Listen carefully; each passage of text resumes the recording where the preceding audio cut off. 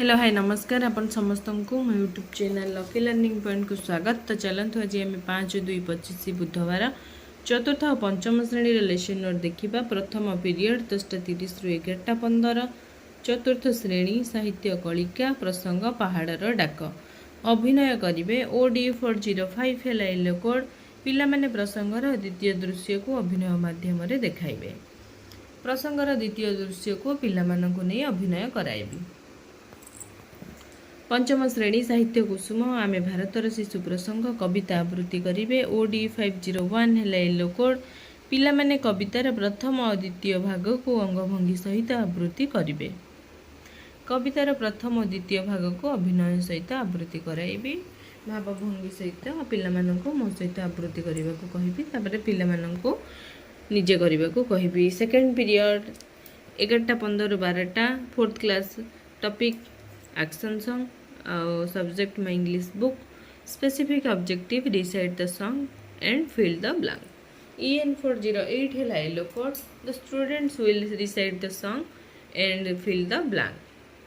Tell the students to recite the song with action and fill the blanks. जोड़ा कि action song आधारित अच्छी book रे। Fifth class रा टॉपिक है ए मग फॉर महात्मा। रीडिंग है स्पेसिफिक ऑब्जेक्टिव। EN501 है yellow code. The students will read the paragraph 2 and 3. I will read the paragraph and the students will read. तृतीय period 12 ରୁ 12:40। चतुर्थ श्रेणी आमे ओ आम परिवेश प्रसंग आम जातीय संकेत। जातीय पताका उड़ाइबार नियम संपर्क में जानिबे। E412 है येलो कोड। पिला माने जातीय पताका उड़ाइबा बेले मानिबाकु थिबा नियम संपर्क में जानिबे। जातीय पताका उड़ाइबा बेले कि नियम मानिबाकु हेबो से संपर्क में आलोचना करिबी। पंचम श्रेणी परिवेश विज्ञान प्रसंग आम प्रगति सड़क पथर वैशिष्ट्य संपर्क में जानिबे। E507 है येलो कोड। पिला माने सड़क पथर वैशिष्ट्य संपर्क में जानिबे। सड़क पथर वैशिष्ट्य संपर्क में आलोचना करिबी। चतुर्थ पीरियड 12:40 ରୁ 1:20। चतुर्थ श्रेणी गणित कुहुक प्रसंग मैट्रिक पद्धति रे दैर्घ्य मापिबा। किलोमीटर को मीटर रे प्रकाश करिबे। M415 है येलो कोड। पिला माने किलोमीटर को मीटर रे प्रकाश करिबे। किलोमीटर को मीटर रे प्रकाश कराइबे। पंचम श्रेणी गणित धारा प्रसंग मैट्रिक माप पद्धति दैर्घ्य मापर एकक संपर्क में जानिबे। M512 है येलो कोड। पिला माने दैर्घ्य मापर विभिन्न एकक गुड़ी को जानिबे। दैर्घ्य मापर एकक गुड़ी को चिन्हाइबे। पंचम पीरियड 2 ରୁ 2:40। चतुर्थ श्रेणी आमे ओ आम परिवेश प्रसंग आम जीवन रे माटी माटीर उर्वरता विषय जानिबे। E407 है येलो कोड। पिला माने विभिन्न उर्वरता माटी विषय जानिबे और परीक्षा करी देखिबे।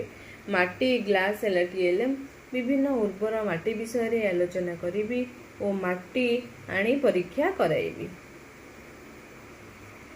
पंचम श्रेणी परिवेश विज्ञान प्रसंग प्राकृतिक संपदर व्यवहार मृत्तिका क्षय रोकिबार उपाय संपर्क में जानिबे। E513 है येलो कोड। पिला माने मृत्तिका क्षय रोकिबार विभिन्न उपाय गुड़ी को जानिबे।